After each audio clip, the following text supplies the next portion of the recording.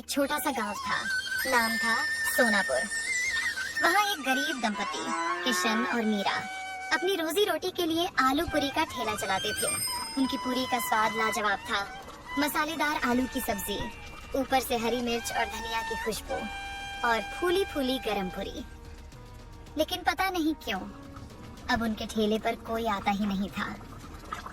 उसी गांव में मोहन नाम का एक आदमी भी आलू पूरी बेचता था। उसके ठेले पर रोज इतनी भीड़ रहती कि जगह भी नहीं मिलती थी। एक दिन दो ग्राहक वहीं बात कर रहे थे। अरे भाई, ये मोहन की पूरी में वो बात नहीं है। स्वाद तो किशन वाली पूरी में है, पर जाने क्यों पैर खुद ब खुद मोहन के ठेले की ओर खिंच जाते हैं। सही कहा रे। पहले तो रोज किशन की पूरी ही खाते थे।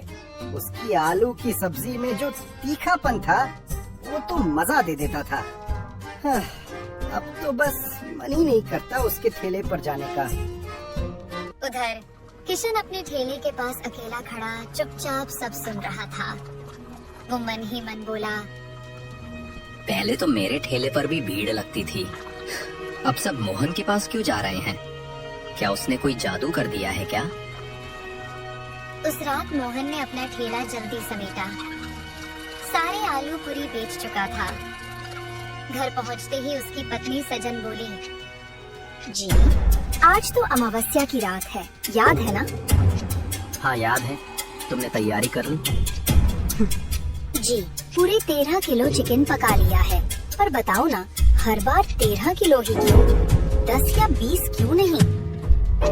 अरे भगवान, मैंने उसे 13 तारीख को ही नींद से जगाया था। अब उसे हर अमावस्या को 13 किलो चिकन चाहिए। अगर नहीं दिया तो हमें ही खा जाएगा। सजन कांप गई। क्या? आपने उसे जगाया क्यों? मोहन धीरे से बोला, पगली, उसी की वजह से तो हमारी पूरी बिकती है, वरना हम भी किशन की तरह बैठे रहते। उसके कारण ही हमारे अच्छे दिन आए हैं, उसका शुक्र मानो। दोनों कुछ देर खामोश रहे। बाहर हवा में अजीब सी सिहरन थी। फिर मोहन बोला, चलो अब सो जाओ, मैं जाकर उसको चिकन खिलाकर आता हूँ। आखिर वो कौन है जो हर अमावस्या को 13 किलो चिकन मांगता है? अगली सुबह सूरज की किरणें गांव की पगडंडियों पर फैल चुकी थी। मोहन अपने ठेले को चमका रहा था। तेल गरम हो चुका था और पूरी तलने की खुशबू पूरे चौराहे में फैल रही थी। उसके चेहरे पर वही आत्मविश्वास था। आज फिर भीड़ लगेगी। उधर किशन अपने ठेले पर उदास बैठा था। बर्तन सजे थे, आलू की सब्जी तैयार थी, पर ग्राहक कोई नहीं। वह मन में बोला, कभी मेरे ठेले पर भी भीड़ रहती थी। अब तो जैसे गांव वालों को मेरा चेहरा भी नहीं दिखता। तभी गांव में शहर से आए एक दंपति दाखिल हुए, राकेश और नेहा। उन्होंने एक गांव वाले को रोका। भाई साहब, हम नए आए हैं इस गांव में, नाश्ता करना है, बताइए कहाँ मिलेगा अच्छा? सबसे बढ़िया नाश्ता तो मोहन के ठेले पर मिलता है, यही पास में है। दोनों ने शुक्रिया कहा और चल पड़े। जब वे मोहन के ठेले के पास पहुँचे तो वहाँ भारी भीड़ लगी थी। अरे जी, यहाँ तो बहुत भीड़ है, कितना इंतजार करें। सही कहा, चलो कहीं और देखते हैं। तभी नेहा की नजर पास में पड़े एक सुनसान ठेले पर पड़ी। देखो उधर, वो ठेला कितना साफ है और खुशबू भी कितनी अच्छी आ रही है। हाँ चलो वहीं चलते हैं। वो दोनों किशन के ठेले पर पहुँचे। किशन ने उन्हें देखकर मुस्कुराते हुए कहा, आइए सर, मैडम गरम गरम आलू पूरी दूं? हाँ भाई, 2 प्लेट देना। पूरी एकदम फूली हुई होनी चाहिए। किशन ने स्नेह से 2 प्लेट परोसी। दोनों ने पूरी चखी। वाह, ये तो वाकई लाजवाब है।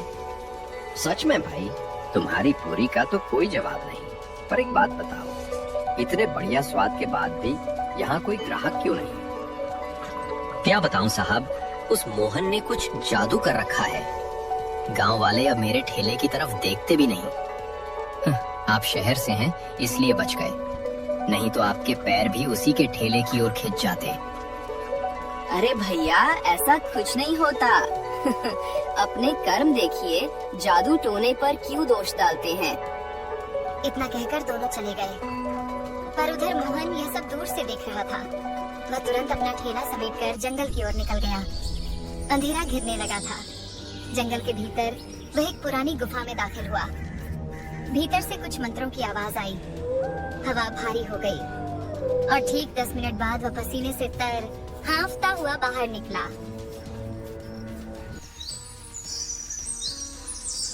अगली सुबह वही शहर वाले फिर नाश्ते के लिए निकले। सुनो जी, पता नहीं क्यों मेरा मन उस मोहन के ठेले पर जाने का कर रहा है।